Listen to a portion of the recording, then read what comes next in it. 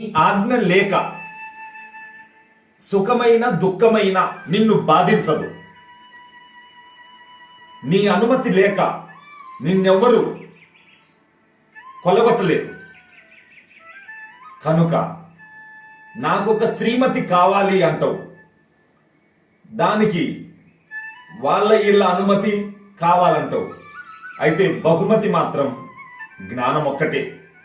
ఒక్క శ్రీమతి అంటే మంచి గుణం గల్లది ఒక్కటి చాలు. అది శ్రీమతి అంటే సుఖాన్నిచ్చేది.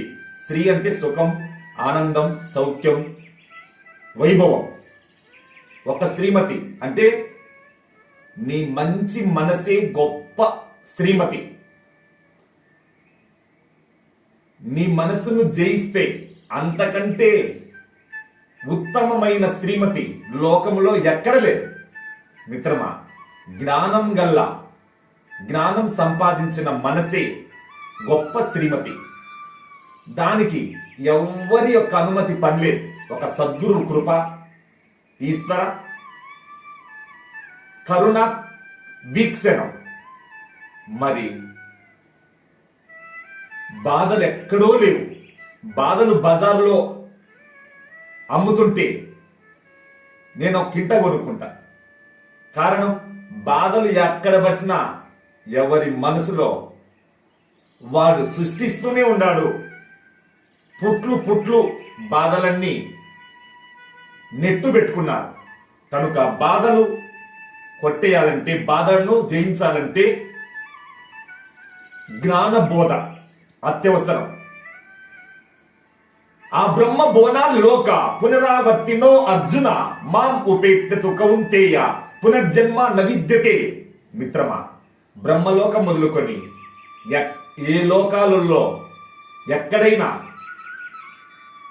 బాధలతోనే లోకాలన్నీ శోకాలే. ఈ శోకాలను జయించాలంటే గీతా శ్లోకం పాటించాలి.